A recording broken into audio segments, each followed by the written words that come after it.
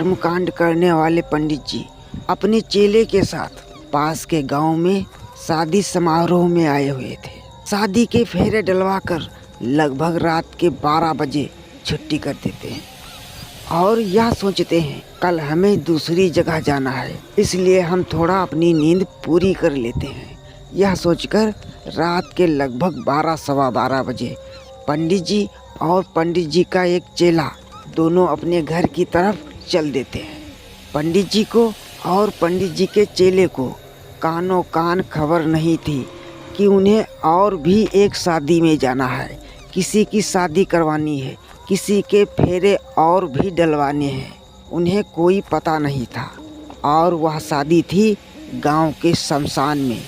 आखिर कौन लोग थे जो शमशान में शादी कर रहे थे और पंडित जी को कानों कान कोई खबर नहीं दी। पंडित जी आपको शमशान में शादी करवानी है। पंडित जी को कोई सूचना नहीं थी और वह शादी पंडित जी के बिना नहीं हो सकती थी। पंडित जी को ही उस शादी के फेरे डलवाने थे। आइए इस कहानी को पूरी तरह विस्तार से सुनते हैं और जानते हैं कौन से वो लोग थे जिनकी शादी शमशान में थी। पंडित जी और पंडित जी का चेला सुबह उठकर स्नान करता है, भोजन भजन करते हैं और इसके बाद पूजा और हवन की सामग्री बांध लेते हैं। पंडित जी और पंडित जी का चेला चल देते हैं पड़ोस के गांव में एक तिलक समारोह में।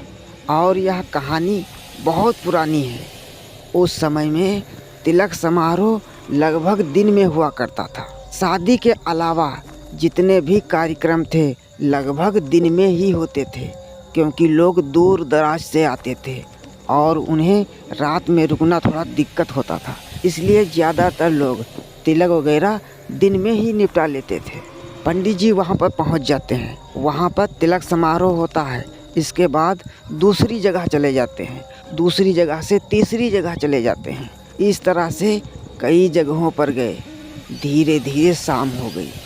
शाम होते ही पंडित जी को याद आया कि पड़ोस के गांव में शादी है, उस शादी में हमें जाना है, वहाँ पर हमें फेरे डलवाना है। पंडित जी अपने चेले से कहते हैं चलो अभी हमें पड़ोस के गांव में जाना है, वहाँ पर शादी है। चेला कहता है ठीक है चलिए। पंडित जी पड़ोस के गांव में पहुँच जाते हैं, शादी करवाते हैं, बारात आती है, नाश्ता पानी होता है, खाना पानी होता है, फेरे करवाते हैं। उसके बाद लगभग 12 सवा 12 बजे के टाइम वहाँ से छुट्टी कर देते हैं। घर के लोगों ने काफ़ी कहा अरे पंडित जी रात हो गई है, काफ़ी देर हो गई है, आपको यहीं पर रुक जाना चाहिए। तब पंडित जी ने कहा देखिए भाई, हमें हर हाल में घर को पहुँचना है, क्योंकि अभी लगभग 12 सवा 12 का वक्त है। अगर हम रात में ही घर पहुँच जाएंगे तो थोड़ा बहुत अपनी नींद हम पूरी कर सकते हैं।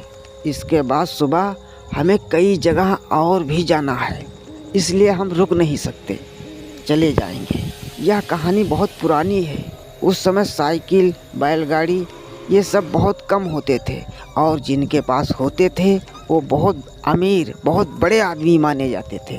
पंडित जी और पंडित जी का चेला अपना सारा सामान लेकर घर की तरफ चल देते हैं।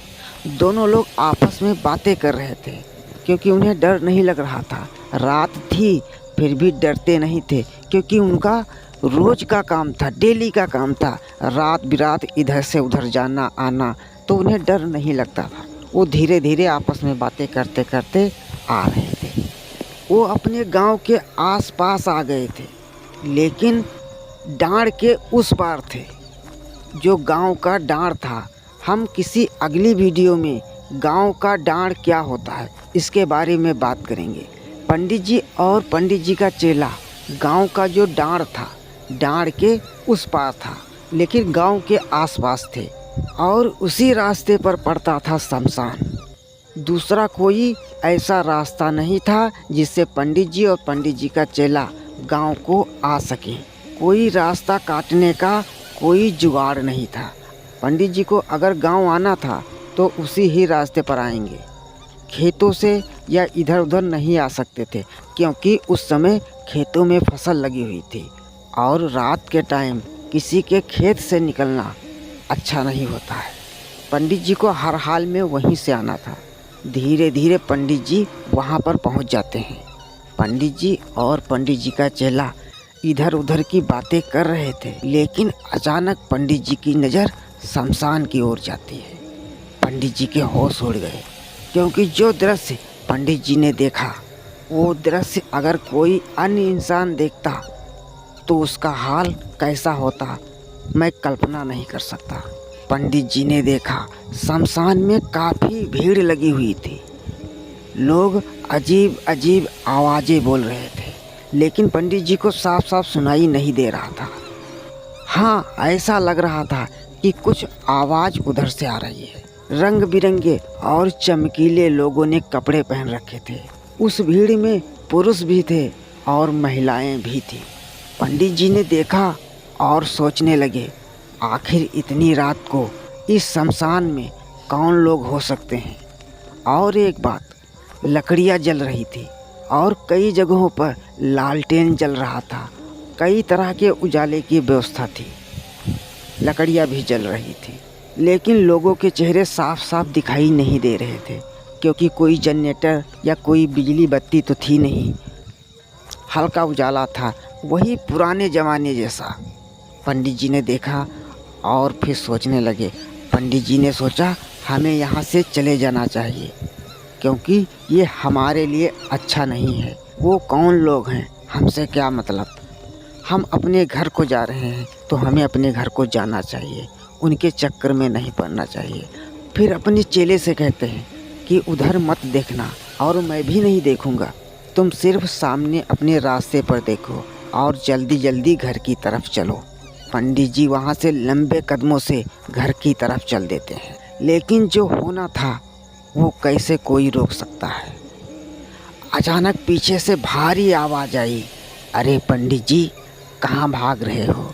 अभी आपने शादी भी नहीं करवाई, फेरे भी नहीं डलवाए और धीरे धीरे निकले जा रहे हो।